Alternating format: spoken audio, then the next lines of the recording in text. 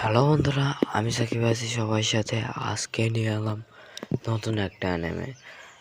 আর এই অ্যানিমেটা ফাইটিংয়ে ভরপুর। চলো এটার বাংলা এক্সপ্লেনেশন করি। এপিসোডের শুরুতে আমরা দেখি আমাদের হিরোর ছায়াকে, যা একটা বিপজ্জনক রাস্তা দিয়ে হাঁটতেছে। আর এই রাস্তায় একটু ভুল হলে সে পড়ে যাবে।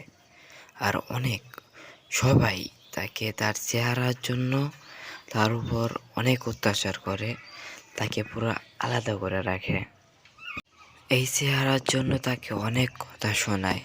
আর এমন এক সময় আসে যে সময় সবাই তাকে রিজেক্ট করে দেয়, আর এই কারণেই সে পড়ে যায়। তারপর আমাদের মেন ক্যারেক্টারের চোখ খোলে। তারপর আমাদের রাস্তার একটা সিন দেখানো হয়। আমাদের মেন ক্যারেক্টার তার স্কুল ইউনিফর্ম পরে রাস্তায় বের হয়েছে। তারপর একটা দেওয়াল দেখা যায়। এই দেওয়ালে যা আছে আপনারা চাইলে পড়ে নিতে পারেন। আমি শর্টকাটে বলি, এই শহরে যে মারামারি করবে গুফরিন তাকে সাহায্য করবে। আমরা দেখতে পাই কয়েকটা ছেলে মিলে একটা মেয়েকে ভয় দেখানোর চেষ্টা করতেছে, কিন্তু মেয়েটা ভয় পাইতেছে না।